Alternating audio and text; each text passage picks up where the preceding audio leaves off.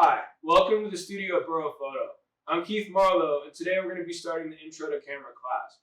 I first picked up a camera and started shooting around middle school, but I didn't gain a deeper understanding and fall in love with photography until I learned its history and the developments that led up to the camera I was holding. In the camera class, we talk about the different body designs and models like SLR, single lens reflex, TLRs, rangefinders, simpler cameras like Holgas, Lomo, and even disposable cameras and view cameras. To get an understanding of what led up to these designs and why they do what they do, we're going to start with this image. This is a rendering of the first surviving image in human existence.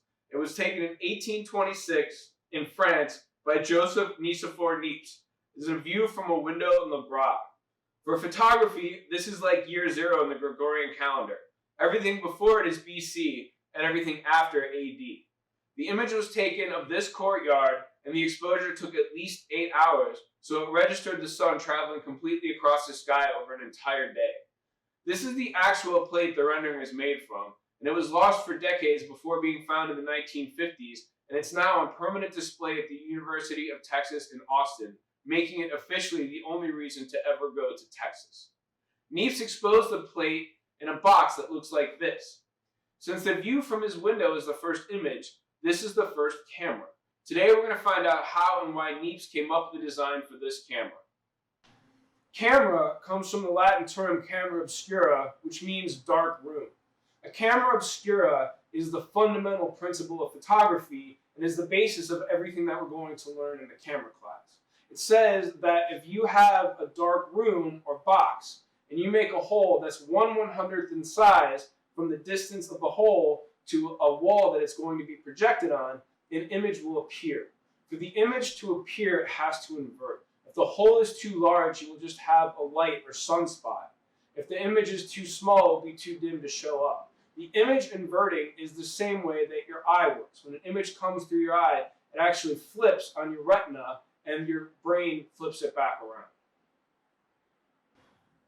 The first recorded instance of this idea goes back to 500 BC in China to a philosopher named Mozi, who founded a school of thought called Mohism. In their writings is the basic description of a camera obscura, and this is significant because we won't see a written recording of these fundamentals again until the 10th century. The concept is touched on again in writing around 300 BC in Greece by Aristotle and Euclid and others in that era. But this is a more theoretical observation where they note that sunlight coming through something square like wicker furniture shows up as a circle and it appears to move opposite how the sun is moving in the sky. Frequently overlooked in the history of photography are the contributions from Islam's golden age, and most specifically the discoveries and experiments of scientist Al-Hasan ibn al-Haytham. Now, I love learning about Ibn al-Haytham, partially because of his amazing, groundbreaking work in optics, but also because you could not ask for a better story on the birth of photography. So at the beginning of the 10th century, Ibn al-Haytham is already a respected intellectual, and the Caliph asks him if he can dam and regulate the flow of the Nile River. And he's like, sure, I'll take a whack at that. So he goes to the Nile River, and he's looking at the river, and he's looking at the enormous pyramids the Egyptians built over centuries, and he thinks, man, if these guys couldn't build it, I probably can't build it either, which is smart thinking. So he realizes the Caliph is going to be very angry and fears his wrath, so he decides to just act completely insane and gets himself tossed in an asylum. While he's in the asylum, he's got a lot of time on his hands, and he starts noticing light trickling through the holes in the bricks and making an image on the other side. This begins the groundwork of his amazing Book of Optics series, which was written from about 1010 to about 1025. And it's also just such a relatable story, because who among us hasn't feigned complete and total insanity to get out of delivering an outlandish promise to a head of state? That was like twice last week for me. Sorry. Enough levity. Back to business. After the writings of Al-Hasan, we start to see understanding of the concept and then its construction in Europe. It is used not only to project an image, but also by astronomers and to project live entertainment. And also, and this amuses me to no end, the camera obscura was used by devious charlatans who wanted to shake people down for money. The scam was they would get people in a dark room and then open a little camera obscura hole in one wall so an image of the outside world would filter through. Then they would start chants and act like they were summoning the devil, and they would have a friend of theirs with a devil mask on come down from the ceiling outside so it looked like the devil was rising out of the ground. Then the charlatan would make the devil go away and act like he was the only person that could protect these people from the devil and take their money. So this is not only kind of the birth of photography, but also televangelism, and shows that we have not progressed at all as a species. Some days you just really feel like rooting for the virus.